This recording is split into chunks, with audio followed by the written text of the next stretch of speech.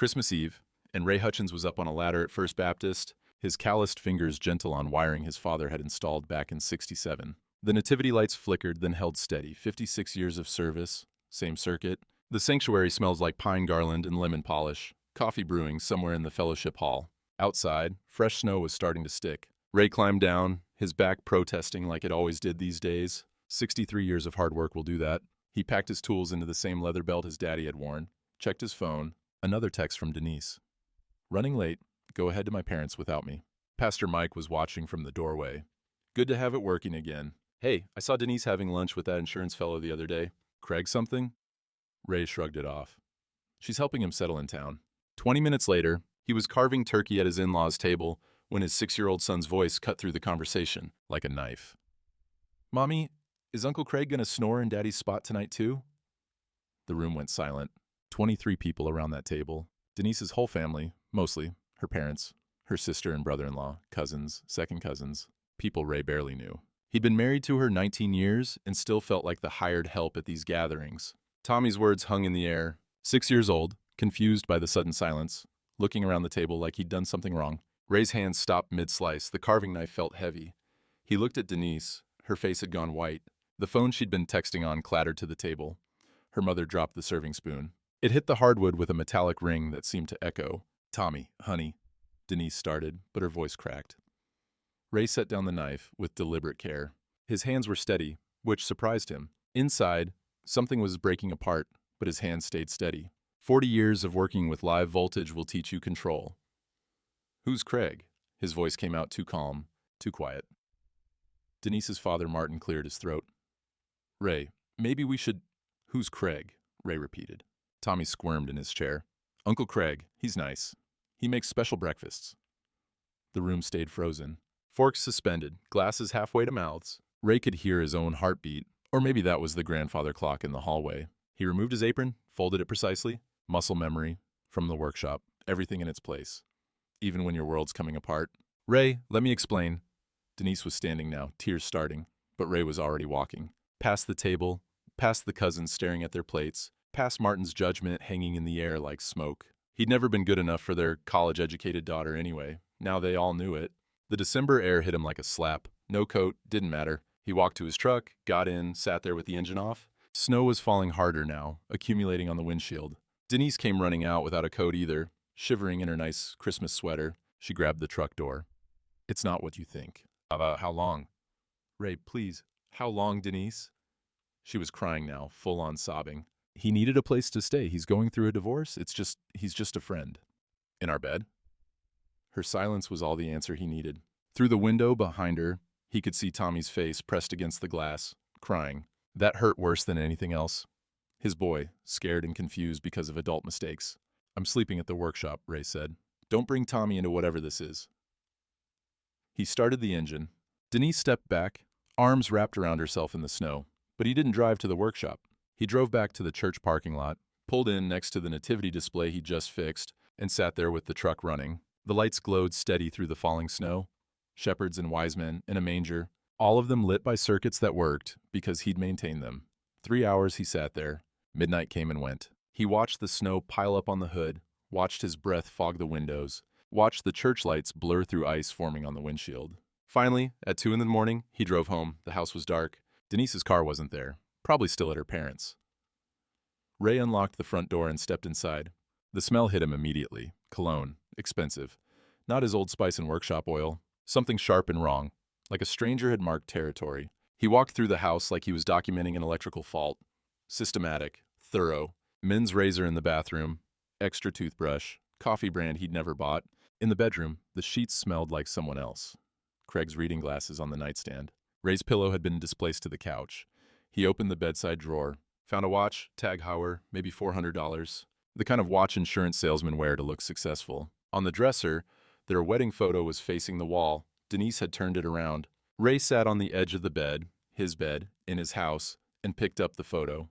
20 years ago, both of them younger, both of them smiling. He set it back down, face up this time. Then he started gathering Craig's things. Razor, toothbrush, cologne, watch. Put them all in a garbage bag.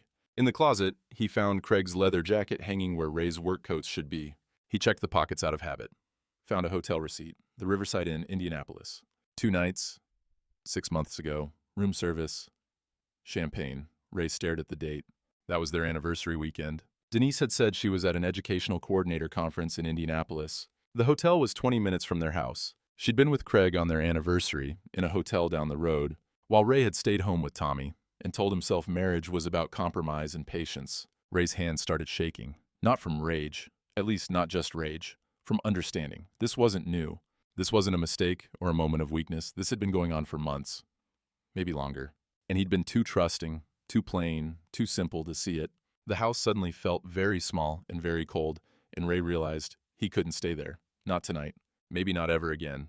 He grabbed his father's old circuit wrench from his tool belt, the one Frank had given him in 1983 when he took over the workshop, and walked out, leaving Craig's garbage bag on the front step like the trash it was.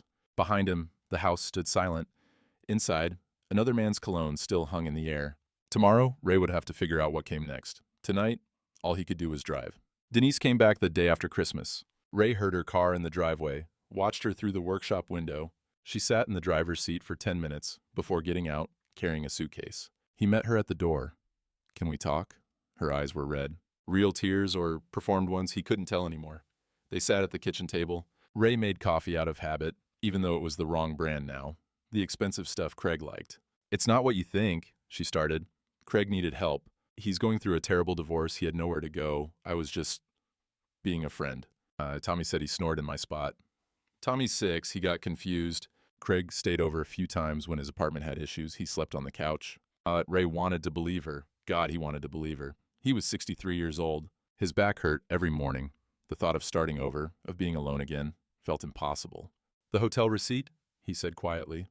Her face changed. Just for a second, something hard flickered behind her eyes. Then tears again. "Ray, that weekend, I did go to a conference. Craig was there for insurance training. We had dinner as colleagues. The receipt must have fallen out of his briefcase." It was a lie. He knew it was a lie. But he was tired and scared and didn't want to be alone. "We should try counseling," she said. "Dr. Patterson could see us. This is about us, Ray. About how we've grown apart, your long hours, the way you're always in the workshop." And there it was. Somehow, his work, the work that paid for this house, that kept the lights on, was now the problem. They went to Dr. Patterson. Ray apologized for being emotionally unavailable, for working too much, for not being sophisticated enough, though he didn't say that part out loud. For 3 days, Denise cooked his favorite meals: pot roast, apple pie. She was affectionate, laughing at his jokes, touching his arm like she used to. Ray wanted desperately to believe this was real. Then Saturday came, and he decided to organize the workshop for the new year. Fresh start, clean slate. His father had installed filing cabinets in 1973, old metal ones with drawers that stuck. Ray had been meaning to sort through them for years. Mostly old invoices, supply receipts, circuit diagrams going back decades. But something was wrong. The folders were out of order, papers misfiled.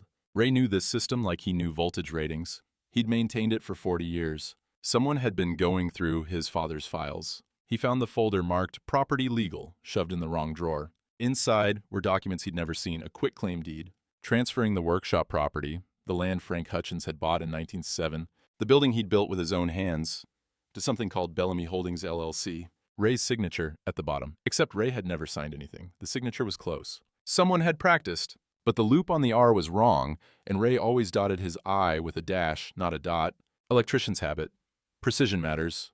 The deed was dated 6 months ago, filed with the county recorder. He kept digging. Found a property appraisal from 8 months back. He'd never authorized any appraisal. Found letters from a lawyer discussing asset transfer during anticipated divorce proceedings. They'd been planning this for at least 18 months. Before the affair was just Craig needing a place to stay. Before any talk of marriage problems. They'd targeted his father's workshop from the beginning. Ray sat in the cold workshop surrounded by Frank's tools, holding papers that proved his wife had been planning to steal his legacy for a year and a half. His phone was on the workbench. Tommy's iPad next to it, the old one Tommy used for games, the one Ray kept meaning to update. He picked up the iPad, checked it for anything inappropriate, parental instinct kicking in. It was still logged into Denise's old iMessage account. Ray almost put it down, almost didn't look, but he was an electrician. When something didn't make sense, you traced the circuit until you found the fault.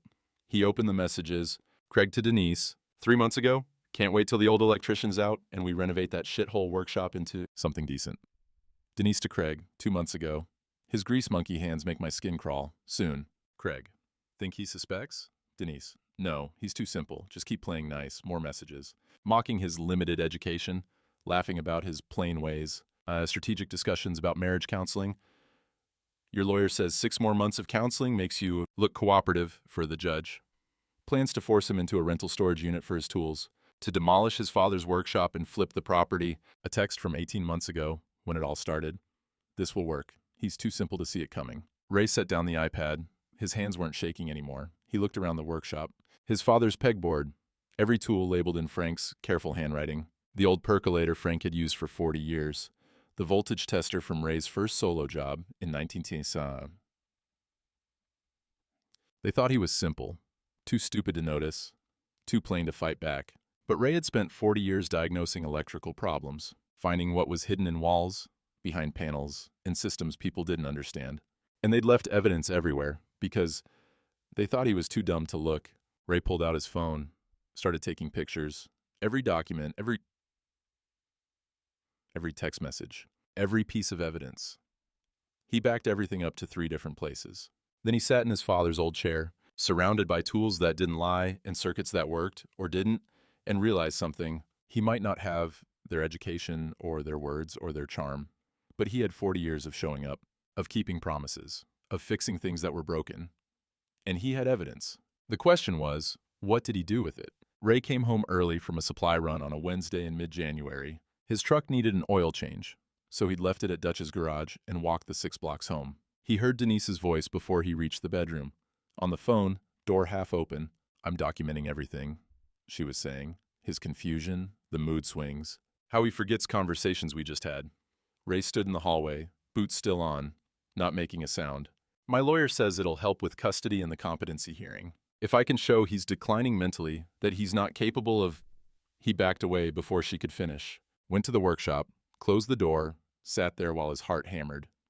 She was building a case, not just for the property, for Tommy too, making him look incompetent, unstable, too old to parent his own son. Over the next week, he noticed the pattern. Denise would ask him questions. Did you call the insurance company? He'd say no. The next day she'd tell her sister, loud enough for Ray to hear. He swears he didn't call them, but I have the confirmation email he sent. There was no email. He'd never called. She'd leave her journal open on the kitchen counter. Ray saw the lists. Concerning behaviors, forgets appointments, repeats stories, confusion about dates. All of it made up. At church, Pastor Mike pulled him aside. Ray, some folks are worried about you. Denise mentioned you've been forgetful? At the hardware store, Dutch said the same thing. Heard you've been having a hard time, buddy. Denise was in here last week saying you're struggling. Want you to know I'm here if you need anything. She was poisoning the well, systematically. Telling everyone he was losing his mind, so when the divorce came, when she went for custody, there'd be a chorus of people saying, yeah, we noticed Ray wasn't quite right. As Ray started his own documentation, a legal pad titled Work Completed, January 2024. His 23 service calls, everyone successful. Diagnosed a failing transformer the power company's own technician had missed. Rewired the library's entire second floor. Fixed a generator for the nursing home in under 2 hours. He requested written testimonials. Within 48 hours, he had 19 statements. Ray diagnosed a problem 3 other electricians missed. Most reliable electrician in 3 counties. I'd saved my mother's generator during the storm. She's on oxygen. He came at 2 a.m. His work spoke for itself. But would that be enough against a college-educated wife with a lawyer? Late January, Ray went to the hardware store, needed copper wire, wire nuts, electrical tape, the usual. Craig's BMW was in the parking lot. Ray's hands tightened on the steering wheel. He should drive away. Go to the supplier, in the next town. But this was Dutch's store. Ray had been coming here for 30 years. He went in. Craig was at the counter, discussing a home improvement project with Dutch. Loud, confident. Doing some work on my property, Craig was saying. Well, will be my property soon. Gotta upgrade from that grease monkey setup to something professional. Dutch's face stayed neutral. But Ray saw his hand move under the counter, toward his phone. Craig browsed the aisles, still talking. Manual labor types never understand design. Function over form, am I right? Ray was in the back aisle, getting his supplies, hearing everything. His jaw clenched so hard his teeth hurt. Leon Garrett came through the door. The old farmer saw the situation immediately. Ray tense in the back, Craig performing at the front, Dutch recording something on his phone. Leon positioned himself near Ray, didn't say anything. Just stood there, solid. Craig spotted Ray, actually smirked. Hey, buddy. Been meaning to talk to you about clearing out your stuff. Denise and I have plans for that space. Ray turned, looked at Craig for 5 long seconds, then walked past him, paid Dutch for his supplies, and left without a word. Leon followed him out. You okay? Fine. Ray, I'm fine, Leon. But he wasn't fine. That night, his phone buzzed. Dutch, got 30 minutes of footage. His real character's all there, whenever you need it. Then Leon, coffee tomorrow. Got something to show you. Ray stared at the messages, realized the community had been watching, documenting, preparing. But he still didn't know what to do with any of it. Mrs. Jean Hoffman sent an email requesting a parent-teacher conference. Denise refused to attend. Tommy's just acting out for attention, she'd said. The teacher's overreacting. So Ray went alone. Mrs. Hoffman had Tommy's artwork spread across her desk. Ray's stomach dropped when he saw it. A bedroom scene. Stick figures in a bed labeled Mommy and the Man. A figure at the door labeled Daddy with a sad face. Another drawing, Uncle Craig, at the breakfast table. In Ray's chair. Another, the man reading Mommy's books in Daddy's chair. Ray, I'm required to document when children show signs of confusion or exposure to adult situations. Mrs. Hoffman's voice was gentle but firm. She'd been teaching 26 years. She'd seen this before. She showed him her dated notes. Photographs of the drawings, behavioral observations. Tommy's been asking questions. Is Uncle Craig my new daddy? Why does Daddy sleep at work? Ray's eyes were burning. His boy.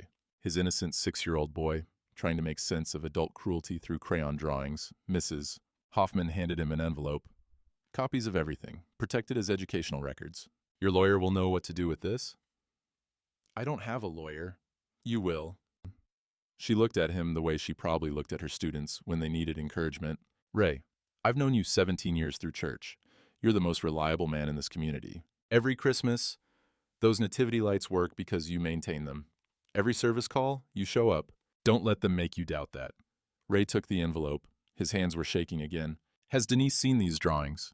I tried to schedule a conference. She said Tommy was acting out for attention and I was overreacting. Mrs. Hoffman's mouth pressed into a thin line. She doesn't care about Tommy's well-being. She cares about her narrative. Ray left with the envelope, sat in his truck in the school parking lot. Tommy was hurt, confused, drawing pictures of his world falling apart, and Denise didn't even care enough to look. Ray drove to the workshop, added the drawings to his evidence boxes, but evidence wasn't enough. He needed to know what was enough. When did he stop gathering proof and start fighting back? And could a man like him, plain, simple, grease under his nails, actually win against people who knew how to use words like weapons? Early February, Ray went to pick up Tommy for his week in custody. Craig answered the door, 10 in the morning, and the man was wearing a bathrobe. Ray's bathrobe, the old blue terry cloth one he'd had for 15 years. Oh, hey, just finishing breakfast. Tommy's still getting dressed. Ray's hands clenched at his sides. Every muscle in his body wanted to put this man through the doorframe, but violence would cost him Tommy. So he stood there, swallowing it. Come on in, I guess. Craig stepped aside, like he owned the place. Ray entered his own house. Craig's shoes by the door, Craig's jacket on Ray's chair, Craig's coffee mug on Ray's side table, the expensive kind that probably cost $20. Denise came out of the bedroom. Ray, we need to talk about pickup times. You're disrupting our morning routine. Our routine. In his house. Yeah, man. Maybe text before coming? Common courtesy. Craig smiled. Actually smiled. Ray pulled out his phone. Took a picture. The shoes, the jacket, the mug, Craig in the bathrobe. Daddy! Tommy came running, threw his arms around Ray's waist. I missed you. Missed you too, buddy. Get your things. Craig crouched down to Tommy's level. Tommy, remember what we talked about? Indoor voices. Ray nearly lost it. This stranger, correcting his son in his house. Tommy, things, now. Tommy heard something in his daddy's voice. Ran to get his backpack. As they left, Craig called after them. Oh, Ray, I'll be gone next weekend so you can have extra time. I'm generous like that. In the truck, Ray gripped the steering wheel so hard his knuckles went white. Daddy? Tommy's voice was small. I don't like Uncle Craig. What do you mean, buddy? He's mean to you. He says you're not smart. He laughs at your hands. Tommy looked at his own small hands. But I like your hands. They fix things. Ray had to pull over. Sat on the side of the road for 5 minutes, breathing. His 6-year-old son had been listening to them mock him for months. The next afternoon, Ray was in the workshop. Hadn't showered in 2 days, surrounded by evidence boxes. Phone full of ignored service calls. He heard a truck pull in. Didn't look up. The door opened. Leon walked in without knocking. set down 2 cups of coffee in Ray's father's old percolator mugs, sat on the workbench, said nothing. 15 minutes of silence, both of them drinking coffee. Finally, Ray spoke. "I'm not taking calls right now, Leon." "I know." More silence. "Remember 85, Leon said. "That barn fire, electrical fault. You were 23, just took over from your daddy. Everybody said rewire the whole thing. You said, no, circuit at 3's good. Circuits 1 and 2 need replacement. Saved me $40,000. 40 years ago. You've been diagnosing problems 40 years, finding what's hidden. Why are you stopping now?" "This isn't wiring, Leon. It's lawyers and people who know how to use words." "You got evidence?" "Boxes of it." Ray gestured at the stacked files. "Doesn't matter. They've got money and education." Leon was quiet for a long moment. Then, "You got something better. You got 40 years of showing up." He stood to leave, paused at the door. "Your daddy would have fought, not with fists, with facts. He'd have known he had weapons they don't." "What weapons?" "Coffee tomorrow. My place. Bring your evidence." Leon left before Ray could argue. Ray sat there, looking at his father's tools on the pegboard. The voltage tester that didn't lie. The wire strippers worn smooth from 40 years of use. Maybe Leon was right. Maybe he'd been gathering weapons without knowing it. The next morning, February 26th, Ray's workshop radio crackled to life. Major ice storm warning for 3 counties. Significant power outages expected across the region. His phone started ringing. First call, then another, then continuous. Within 2 hours, 47 service requests. Ray started making a list. Old habit. Prioritized by need, not profit. Medical equipment first. Oxygen machines, dialysis, insulin refrigeration. Then elderly and vulnerable. Heat, communication. Then livestock operations, ventilation, water pumps. Then general residential. His phone rang again. "Denise, Craig and I need you to prioritize our house. We have company coming. I work by medical need first." "It's still your house legally, Ray. You're obligated." A text came through from Craig. "Handle our home first or you'll regret it in court. I'm documenting your refusal to maintain marital property." Ray stared at the text. The entitlement. The assumption of ownership. The threat. He took a screenshot. Forwarded it to Leon. Leon texted back immediately. "Perfect. Don't respond. Let him keep talking." Then, "Rita's here. Dutch. Mrs. Hoffman. Few others. We're staging at my place for storm response. You coordinate from here." Ray, "Why your place?" Leon, "Because when Craig comes looking for you, and he will, we'll all be watching." Ray looked at his phone. At the service requests flooding in, at the storm warnings getting more urgent, looked at his father's circuit wrench hanging on the wall. Leon was right. This wasn't just a storm. It was theater, public theater, where character got tested and truth came out. And Ray was about to find out if 40 years of showing up was enough to beat 18 months of lying. He grabbed his storm kit, generators, cables, testing equipment, everything organized the way Frank had taught him. Each tool in its place. The storm was coming. And so was the reckoning. February 26th evening, storm 12 hours away. Ray sat in the dark workshop. Space heater ticking in the corner, phone face down on the bench, 37 unread messages. His evidence boxes were stacked perfectly, every document organized, every photo labeled, everything a prosecutor could want, but he couldn't move. The tools on the pegboard hung in perfect order, just like his father had arranged them. Ray had maintained that system for 40 years. Everything in its place, except him. He picked up a screwdriver, set it down without using it, picked up wire strippers, set them down, started to read the forged deed again. Couldn't focus on the words he'd already memorized. The workshop clock ticked. 7 p.m., 9 p.m., 11 p.m. He hadn't eaten, hadn't moved, except to shuffle papers he'd already read 100 times. His phone kept buzzing. Service calls. Leon, Dutch, Pastor Mike. He couldn't answer, couldn't explain that he was paralyzed. That having evidence wasn't the same as knowing how to use it. They had lawyers, education, charm. They knew how to talk to judges, how to work the system, how to make themselves sound reasonable while making him sound crazy. He had grease under his nails and a high school diploma. The system wasn't built for people like him. On the wall, his father's photograph. Frank Hutchins, in 1967, installing the workshop's first circuit panel. Confident hands, clear eyes, a man who knew his worth. Ray whispered to the empty workshop, "I'm sorry, Dad. I don't know how to fight them." Headlights swept the driveway. Leon's truck. Ray hadn't called him. Hadn't answered his texts. Leon came anyway. The door opened. Leon didn't knock, just walked in with 2 coffees, set them in Frank's old mugs.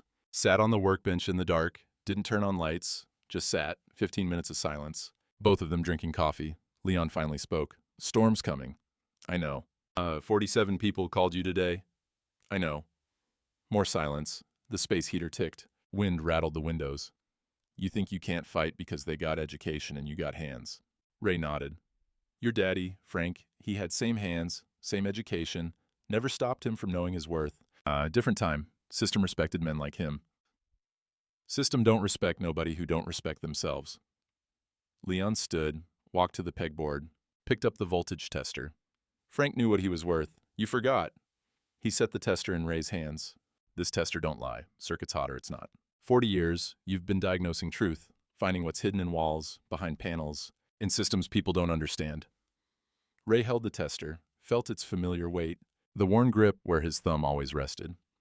You got evidence, you got truth. You got 40 years of people who trust you more than they trust smooth talkers. What if facts don't matter? What if they just out-talk me in court? That's why you don't fight alone. Leon headed for the door. Coffee tomorrow, my place, 6 a.m. Who else? Everybody who remembers when you fixed their generator at 2 a.m. in a blizzard. Everybody who knows the difference between a man who talks and a man who shows up. Leon left. His taillights disappeared down the driveway. Ray sat alone in the dark workshop, still holding the voltage tester. He stood, walked to a random outlet, tested it. The tester beeped. Circuit hot, 120 volts, truth in numbers. Tools didn't lie, evidence didn't lie. 40 years of showing up didn't lie. Maybe, just maybe, that was enough. Ray set down the tester, looked at his evidence boxes. His father's photograph, the tools that had never failed him. Tomorrow he'd find out if Leon was right. Tomorrow he'd see what 40 years of keeping promises was actually worth. Tonight, for the first time in weeks, he allowed himself to hope. February 27th, 5:58 a.m. Ray pulled into Leon's driveway in the dark. 6 vehicles already there. He recognized them all. Rita's sedan, Dutch's pickup, Mrs. Hoffman's Subaru, 3 others, longtime clients, farmers he'd worked with for decades.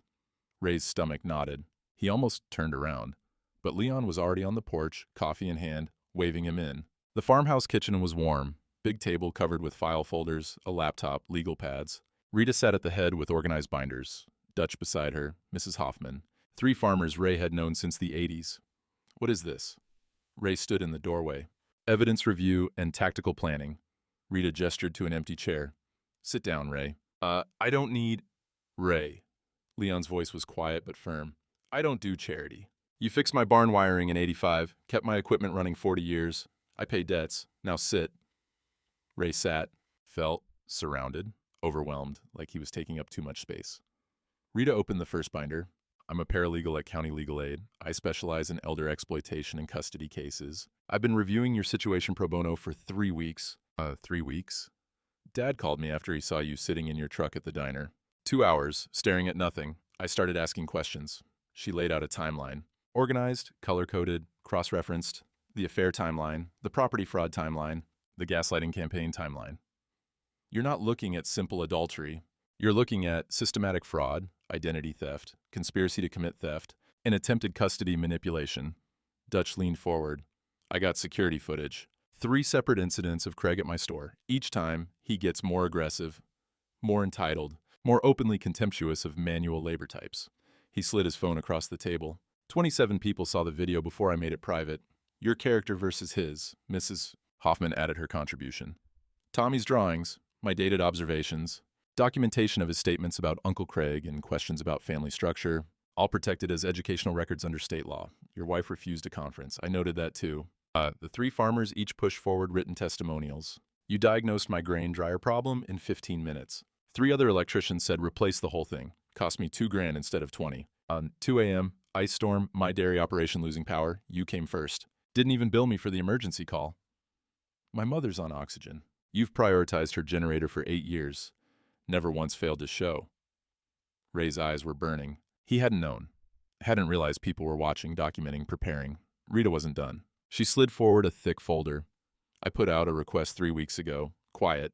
Just asked people who'd worked with you to send a few sentences about their experience. She opened the folder. Pages and pages of statements. 19 testimonials from clients. Business owners, 3 retired teachers, a county judge whose generator you fixed during last year's storm. Rita's voice softened. Ray, every single one uses words like reliable, competent, trustworthy. Nobody coached them. This is what 40 years looks like in writing. Ray tried to speak, couldn't. Leon set a hand on his shoulder. Your wife thinks you're simple. You're not. You're strategic. Every time you showed up on time. Every fair price. Every 2 a.m. call you answered. You were building this. I was just doing my job. Exactly, Rita said. You were doing your job with integrity. They were planning fraud. Guess which one a judge respects more? She pulled out another set of documents. Legal filings, already prepared. Criminal fraud charges for the forged deed. I've worked with the county prosecutor. They're ready to file the moment we give them the signal. And she laid out another stack.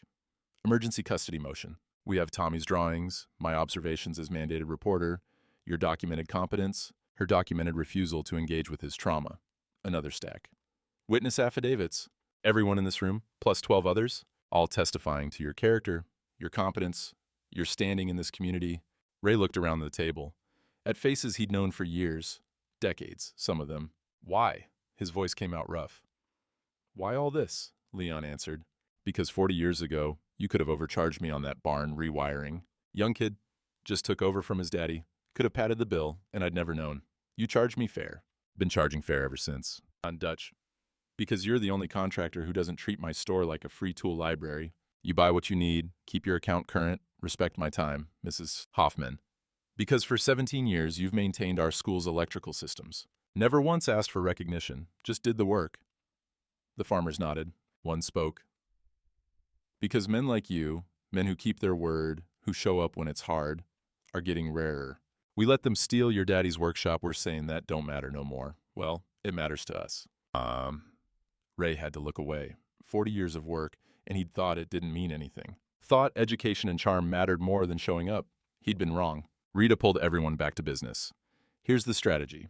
3 tracks, all running simultaneously. She ticked them off on her fingers. 1. Criminal fraud charges, filed tomorrow morning. Served during the storm. 2. Emergency custody order, filed simultaneously. Tommy's safety is non-negotiable. 3. Witness coordination. Everyone here has a role.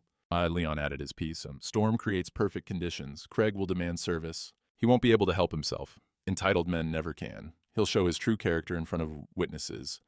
Where? Ray asked. Here, my farm. We stage storm response from my machine shed.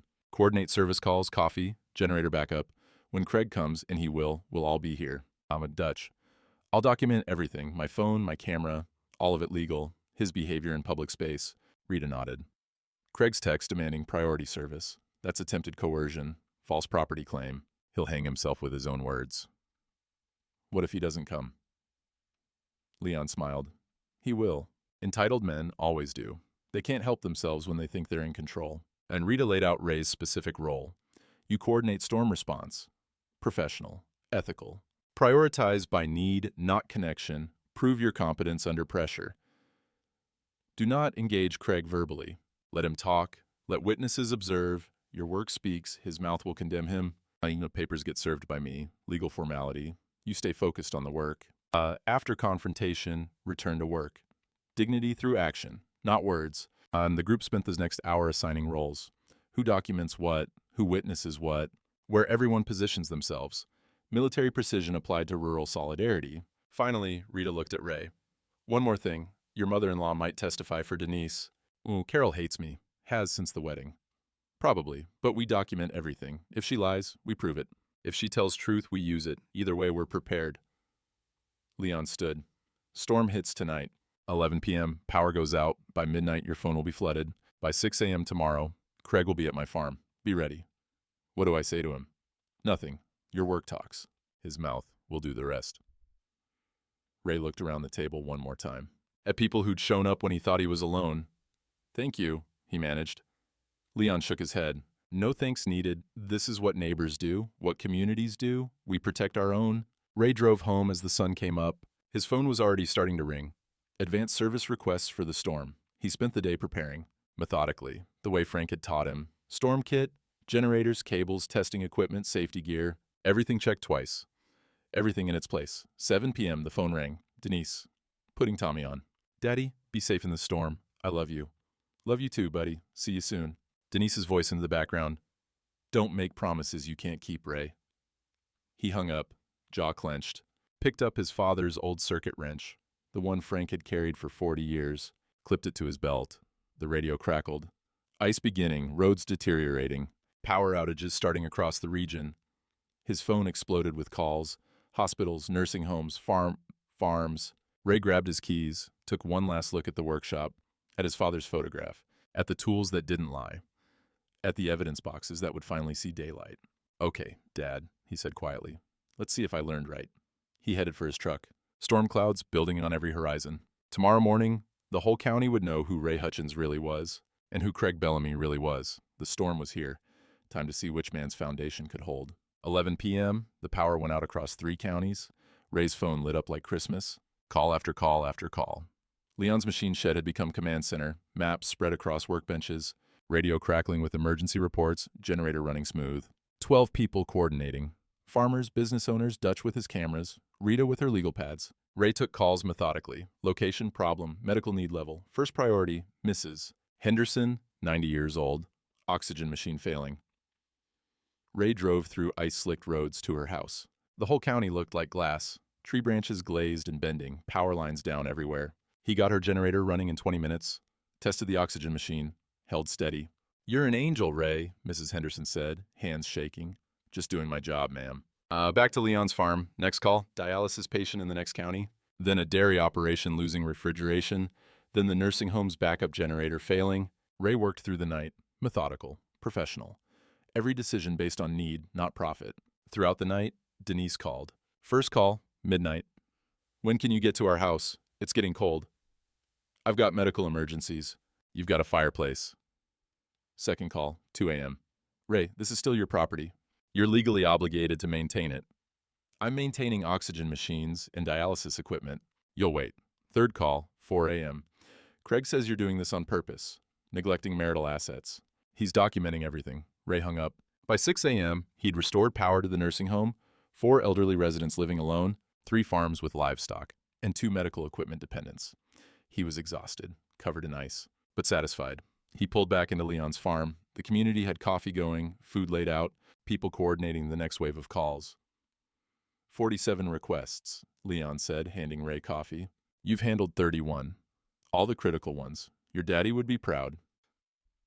Ray was working on Leon's backup generator, routine maintenance while he caught his breath, when he heard it, a vehicle coming too fast for the conditions. Craig's BMW fishtailed into the driveway, nearly hitting Leon's fence. The engine kept running. Door flew open before the car even stopped. Craig got out wearing an expensive wool coat and dress shoes, completely wrong for the conditions. He took 2 steps and nearly fell on the ice. "What the hell, Ray?" His face was red, voice already raised, hair messed up.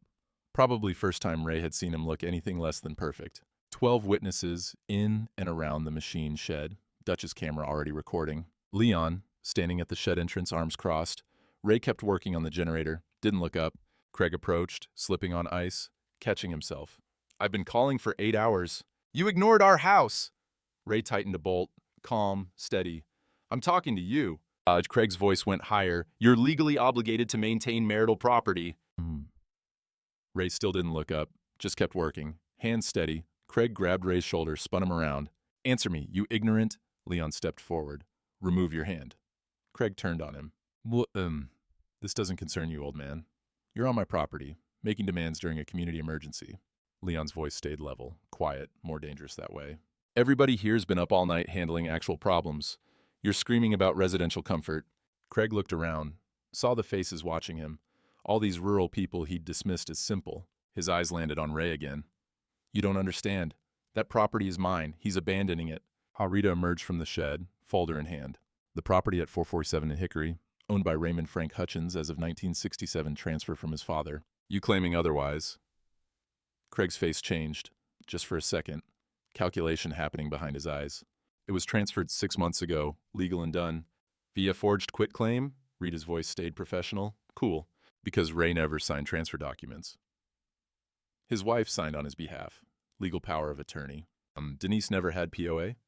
Rita opened her folder. "And you just admitted to knowing about a property transfer Ray never authorized. In front of..." She looked around, counted. 12 witnesses, all recording dates and statements, some recording video. Craig's face went white, then red, realization hitting him. "This is entrapment, and this is you showing who you are when you can't get your way." Leon gestured around. "We've been watching you 6 months, Craig. Hardware store, 3 times, showing your contempt for working people. Ray's driveway, marking territory. Now here, demanding special treatment while people on oxygen are waiting." None of this is legal. All of it's legal, Rita said. Public space, public statements, public behavior. You want to claim you own Ray's property? That's a statement we can document. Craig backed up, slipped on ice, caught himself. This doesn't matter. Denise is divorcing him anyway. House, property, everything splits. About that, Rita pulled papers from her folder, walked forward, served Craig directly. Fraud charges, county prosecutor. Forged signature on quitclaim deed, dated 6 months ago. Your name defendant. Craig's hands shook as he read the papers. Rita turned to Ray, served him a second set. Emergency custody order, granted this morning. Property freeze. Competence affidavits from 19 community members. Craig looked up from the papers. You can't prove I forged anything. Dutch held up his phone. Got footage of you bragging about renovating your property 3 weeks ago, before any divorce filing. You claimed ownership before any legal right. That's not... Also got footage of you calling Ray a grease monkey and saying manual labor types don't understand design. Dutch smiled. Posted privately. 27 people saw it, shared it. You're not real popular right now, Craig. Craig looked around the machine shed. At 12, faces watching him. Farmers, teachers, business owners, people he'd dismissed as beneath him. All of them standing with Ray. You people don't understand how the world works. We understand just fine, Leon said. Character matters. Keeping your word matters. Showing up at 2 a.m. matters. You got education and nice words. Ray's got 40 years of proving he means what he says. Another vehicle pulled in. Carol's sedan. Denise in the passenger seat. They'd come to support Craig. But when Carol got out, she was carrying a banker's box. And she walked right past her daughter, straight to Ray. Carol set the banker's box on the workbench. Looked at Ray with something like regret. Ray, I owe you truth. She opened the box, started pulling things out. Birthday cards, 19 years of them. Every one Ray had sent her, handwritten. Thoughtful messages about hoping she was well, thanking her for raising such a strong daughter, wishing her happy holidays. Every year, Carol said, handwritten, more care than my own daughter showed me. Photographs, Ray teaching Tommy to fish. Ray and Tommy building a snowman. Ray fixing Carol's porch light last summer. I took these, secretly, because I was watching you. 17 years I watched. Denise approached from the car. Mom, what are you doing? Carol turned to her daughter. What I should have done when you started this affair 2 years ago? The machine shed went silent. Yes, Carol said. I knew. 2 years, not 18 months. 2 full years you've been planning this. Denise's face went white. Carol pulled out a notarized statement. I stayed quiet. Family loyalty. But watching Ray these past weeks, she looked at him. His dignity, his silence, while you two mocked him. She turned to the witnesses. My daughter's been planning this since 6 months into her marriage. She told me over wine one night. Said she'd married security but deserved better. Wood said Ray was limited and she'd made a mistake. Mom, I told myself it was cold feet. Marriage adjustment. I stayed quiet because you're my daughter. Carol's voice cracked. But you targeted his father's workshop. You forged his signature. You tried to make him look incompetent so you could take his son. She handed Ray the notarized statement. Timeline of the affair. Witness to conversations about the property plan, character testimony. Some men talk about respect and honor, Carol said. Ray lives it. I was wrong about him. You never deserved him. Craig stepped toward Denise. This is your fault. Your mother just... My fault? Denise's voice went shrill. You said this would work. You said he was too simple. I said we had to be careful. They turned on each other right there, in front of everyone, blaming, accusing, the whole conspiracy unraveling in real time. Craig jabbed a finger at Denise. You said he'd never fight back. You said the deed would hold up. Leon stepped between them and the witnesses. That's enough. Ray's got work to do. You two need to leave. Craig looked around one more time, at the faces watching him with disgust, at Rita holding legal papers, at Dutch still recording.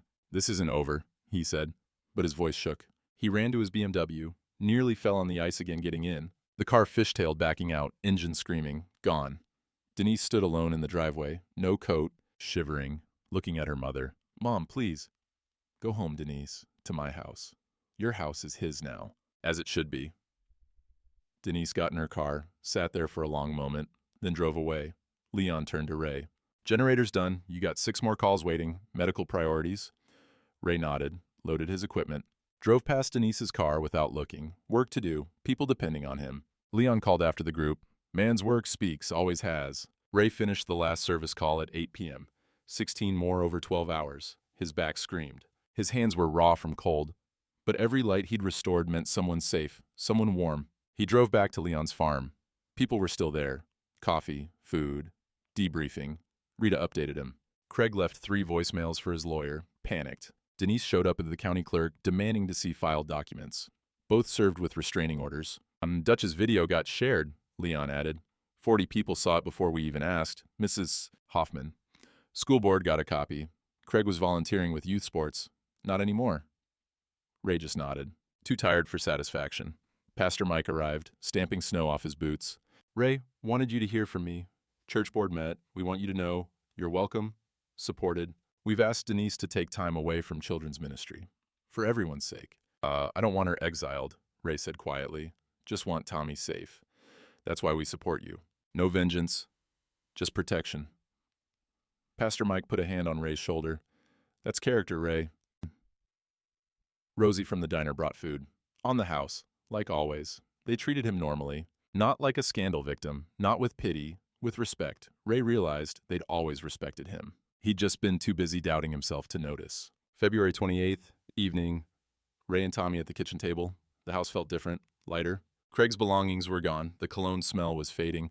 It felt like Ray's home again. Grilled cheese and tomato soup. Simple. Good. Is Uncle Craig coming back? Tommy asked. No, buddy. Just you and me now. Good. Tommy took a bite of sandwich. I didn't like him. I know. I'm sorry you had to see all that. Mrs. Hoffman said it's okay to tell the truth, even when it's hard. Tommy looked up. I told the truth about the snoring. Was that okay? Ray's throat tightened. You did exactly right. Never apologize for truth. After dinner, Tommy drew at the table while Ray washed dishes. New drawing, stick figures labeled Me and Daddy in the workshop, tools drawn carefully. Can you teach me to use these? Tommy pointed at the tools in his drawing. Soon as you're ready. Your Grandpa Frank taught me when I was 7. I'll teach you at 7. That's only next year, Ray smiled. First real smile in months. Bedtime. Tommy asked Ray to stay until he fell asleep. So Ray sat in the doorway, watching his son breathe peacefully, safe, protected. This was what he'd been fighting for. Not property, not pride. This peace, this safety. March 1st. Ray met Rita at her office. She laid out papers efficiently. Fraud charges stick. Craig accepted a plea deal. Restitution, probation, permanent restraining order. Can't contact you or Tommy. Divorce? Denise signed everything. No contest. Full custody to you. Supervised visitation for her. Property division, heavily in your favor, given the fraud attempt. Workshop? Secured. Deed corrected. Your name only. Craig's LLC dissolved. Ray nodded. It was done. Finally done. And Denise? Rita's mouth pressed into a line. Lost her college coordinator position. Ethics violation for false statements about your competence. Moved back with her parents. There was a knock. Carol entered hesitantly. Can I speak to Ray? Rita left them alone. Carol sat across from him. I'd like to see Tommy sometimes, if you'll allow it. He's your grandson. Of course. Not asking for Denise, asking for me. Carol's hands twisted in her lap. I'd like to build what I should have built years ago. Real relationship. You're welcome anytime. Ray met her eyes. But Carol? Tommy talks about truth now. A lot. Don't lie to him. I won't, she nodded. I learned that lesson watching you. They planned Sunday dinners. Ray, Tommy, Carol. Building family from honesty instead of obligation. Ray walked out into March afternoon. Warmer. Snow mostly melted. Mud and grass visible. Tommy was waiting in the truck doing homework. What you working on? Drawing tools. We're learning about jobs people do. I'm doing electrician. Ray's chest tightened with pride. Spring coming, renewal season. His phone rang. Pastor Mike. Ray, church board has a proposal. Can you come by tomorrow? About what? Complete electrical system upgrade. Every circuit, every panel. Your father installed the original in 1967. Seems right you bring it into 2024. 6-month project if you're interested. Ray looked at Tommy's drawing, tools carefully labeled. Can it wait till summer? I have a teaching project starting then. Pastor Mike laughed. Tommy? Kid's got questions. Time I gave him answers like my daddy gave me. Summer's perfect. We'll plan around you. Ray hung up, started the truck. Tommy looked over. Daddy, are we okay now? Ray thought about it, really thought about it. They'd lost things. The marriage was gone. Trust had been shattered. Some scars wouldn't heal, but Tommy was safe. The workshop was secure, the community stood with them, and summer would bring teaching, legacy, continuity. Yeah, buddy, Ray said. We're okay now. Tommy smiled, went back to his drawing. Ray drove home as the sun set, spring evening, warmth returning. Everything that needed fixing was finally getting fixed. One circuit at a time. Late March, Saturday morning at the hardware store. Ray and Tommy browsing wire gauges. Tommy touching everything, asking questions about every tool. Why is this one red and that one black? Hot and neutral, I'll teach you. Dutch came over with the connectors Ray needed. Ray, got those 3/4 inch you called about. Tommy wandered down the tool aisle, small hands running over everything within reach. A farmer Ray had worked with for 20 years stopped by. Ray, generator's making a funny noise. You got time next week? Tuesday work? Perfect. No one mentioned the scandal, no awkward silences, no pity in their eyes. Just normal, like always. They headed to Rosie's diner for lunch. Weekly ritual resumed. The waitress brought menus. Usual? Apple pie after? Tommy looked up hopefully. Can I have pie too? Half slice, Ray said. Growing boys need room for dinner. Carol arrived 5 minutes later. She'd been joining them for lunch the past few weeks. Slow, careful, building something real. She brought Tommy a book about electrical circuits. Kid level, but accurate. Thought you might like this? Tommy's eyes lit up. It has diagrams. Carol smiled, looked at Ray. He gets that from you, that focus. Gets it from his grandpa Frank, more like. They ate and talked. School, weather, the church project starting in summer. Easy conversation, no tension, no hidden agendas. Just family, the kind you build by choice. Afternoon, in the workshop. Tommy watching Ray repair a generator, standing close, asking constant questions. Why's that wire blue? Neutral, completes the circuit, let me show you. Ray pulled out a simple diagram, drew the current flow. Tommy absorbed every word. When you're 7, we'll start real lessons. That's only in June. I know, Ray smiled. Your grandpa started teaching me at 7, same tradition. The church committee stopped by that evening. Pastor Mike and 3 board members. Tommy drew at the workbench while adults talked. 6-month timeline work for you, Ray, starting July? Make it late July. Got teaching to do first. The committee looked confused. Ray nodded toward Tommy. He turned 7 in June. Time for real lessons. Once he's got basics, we'll tackle the church together. Pastor Mike's face softened. Understanding. Your father would be proud, Ray. Doing what he taught me. Show up, keep promises, pass it on. That's why he'd be proud. June came warm and bright. Tommy's 7th birthday was a small affair. Just Ray, Tommy, and Carol at the house. Cake, presents, laughter. Ray brought out a package wrapped in newspaper. Tommy tore it open. A tool belt, child-sized. Ray had made it himself in the workshop, working late nights, getting the fit right. Tommy's mouth fell open. For me? For learning. Electrician takes care of his tools. Tools take care of him? Tommy put it on immediately. Adjusted the belt like he'd seen Ray do 1,000 times. Stood straighter. Can we start now? Ray laughed. Tomorrow, buddy. Tomorrow. July 4th weekend, Saturday morning. Workshop warm with summer sun through the windows. Ray set up the first lesson. Simple circuit. Battery, switch, light bulb. First thing you learn, testing. Never assume. Always test. He demonstrated with the multimeter. Red probe, black probe. Numbers appearing on the screen. Red to hot, black to neutral. What's it say? Tommy squinted. 120. 120 volts. That's residential standard. Perfect reading. Ray guided Tommy's hands, small fingers wrapped around the probes, Ray's hands steadying them. My daddy taught me this exact lesson. 1967, I was 7 like you. Same tool even. Ray showed Tommy the old voltage tester. This was Grandpa Frank's. 40 years I've used it. Someday, it'll be yours. Tommy held it like it was made of glass. I'll take care of it. I know you will. They moved to wire stripping. Proper angle. Right pressure. Tommy's first few tries were clumsy. Ray showed him again. Patient. Like Frank had been patient with him. Never work live unless you have to.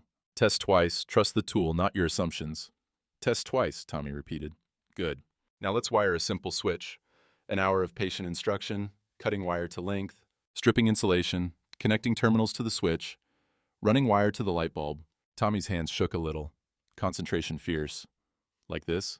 Exactly like that. Now tighten the screw. Gentle. Don't strip it. Tommy tightened. Careful. Precise. Now flip the switch. Tommy flipped it. The light came on, his face pure joy, wonder, pride. I did it. You did. Ray's chest felt tight. Your first circuit won't be your last. Tommy stared at the light, at the switch, at the wires he'd connected. Can we do the church lights together like you did with Grandpa? That's the plan. You'll help me all summer, learn on the job like I did. Will people watch? Some will. But we're not working for them. We're working because it needs doing right. And like Grandpa taught you. Exactly like that. Early evening in April, church sanctuary, Ray and Tommy on the ladder together, updating the nativity wiring, the same display Ray had fixed on Christmas Eve when his world was about to shatter. Now here he was, 5 months later, teaching his son. Tommy held the flashlight. Ray guided his hands through the connections. This wire goes here? That's right. Twist 3 times, clockwise. Good. Leon and Carol sat in the back pew, coffee and thermoses, watching quietly. Carol whispered something Ray couldn't hear. Leon's voice carried better. Different kind of person. Some people see, some don't. Ray showed Tommy how to test the connection. Grandpa Frank installed this in 1907. I maintained it 40 years. Now you're learning. That's what matters. Keeping things working. Keeping promises. Showing up? Tommy asked. Ray smiled. Exactly. Year after year. That's how you measure a man. They tested the circuit. Lights glowed steady. We did it! Tommy was bouncing on the ladder. You did most of it. Good work. Pastor Mike came in, footsteps echoing in the sanctuary. Looking good, gentlemen. Be ready for Christmas, Ray said. Always are. 43 years running. Outside, spring rain started. Gentle percussion on the roof, against the stained glass windows. Ray and Tommy packed tools together. Tommy's small tool belt matching Ray's larger one. Same organization. Same care. Tommy's drawing was tacked to Ray's toolbox. Stick figures labeled "Me and Daddy Fixing Things." Crayon on construction paper. Simple. True. They climbed down. Ray handed Tommy the voltage testers. Your turn to carry it? Tommy took it, held it carefully. Understanding the weight of it, not just the metal and plastic, but what it represented. 3 generations of honest work. They walked toward the door, Tommy's hand in Ray's. Daddy? Yeah, buddy. What do we fix next? Ray thought about it. About the church project starting next week. About the service calls stacking up. About all the circuits and generators and panels that would need attention over the coming years.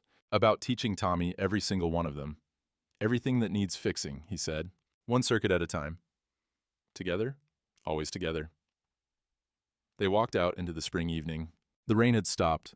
Sunset breaking through clouds. Everything washed clean. Tommy wore his tool belt like Ray wore his. Comfortable, natural, like it belonged, because it did. Ray looked back at the church one more time. At the nativity lights glowing through the window. Working because he'd maintained them. Because his father had installed them right in the first place. Because some things, when you build them solid and tend them careful, last for generations. He opened the truck door for Tommy. Watched his son climb in with his tool belt and his book and his drawings. Watched him look at the voltage tester with reverence. And Ray understood something his father had known all along. Legacy isn't what you leave behind when you're gone. It's what you put into small hands while you're still here to guide them. Some months later, Ray sits in the workshop on a Saturday evening. Spring rain drums on the metal roof. Steady, peaceful. Tommy's at the workbench, practicing wire stripping. His small hands work careful, patient, getting the angle right, not rushing. Ray watches from his father's old chair, coffee percolating in the corner, Frank's pot, same one that's made coffee in this workshop for 50 years. He thinks about worth, about how he'd measured it wrong for so long. Denise had education. Craig had charm. They had words that sounded sophisticated, systems that looked complex. Ray had always thought that made them better, smarter, more valuable. He'd been wrong. A man's worth isn't in what he says or what he owns, it's in what he maintains, what he builds, who he teaches. It's in showing up at 2 in the morning when someone's generator fails, in charging fair when you could charge more, in keeping the same promises year after year until people don't even question whether you'll show. They just know. It's in hands that can diagnose what's hidden, in tools that don't lie, in circuits that work or don't, no room for manipulation. 40 years, Ray had been building his worth. He just hadn't known he was doing it. Every service call, every fair price, every time he answered his phone in the middle of the night, he'd been making deposits, building trust, creating something Craig's charm could never fake and Denise's education could never forge. The community had seen it, had valued it, had protected it when Ray couldn't protect himself. That's the thing about small towns, about places where people remember. You can't perform integrity. You can't fake competence. Pressure reveals truth eventually, like electricity finding the path of least resistance. Craig and Denise thought they were sophisticated, thought their plan was clever. But they'd underestimated something fundamental. People know the difference between a man who talks and a man who shows up, between someone who performs values and someone who lives them. Ray looks at Tommy, so focused on getting the wire strip exactly right. 7 years old and already understanding that precision matters, that tools deserve respect, that some things can't be rushed. Tommy asks, "Grandpa, why do we test circuits twice?" Ray smiles. "Because assumptions can kill you. Tools tell truth. Your eyes can lie. Your assumptions can lie. But that voltage tester," he points, "it tells you what's real." Tommy nods, gets it, really gets it. Outside, Leon's truck pulls into the driveway. Saturday evening coffee, like clockwork. Carol's car right behind him. Sunday dinner's tomorrow, but they stop by most evenings now, just to sit, to be present. That's family, not blood, not obligation, just people who choose to show up. The church bells ring across town, 6 p.m., same bells Frank heard, same bells Ray's heard for 63 years, same bells Tommy will hear long after Ray's gone. Continuity, not through drama or conflict, through maintenance, through showing up, through hands passing knowledge to smaller hands. Ray's phone sits silent on the workbench. No emergency calls tonight. Everyone's power is working. Everyone's generators are ready.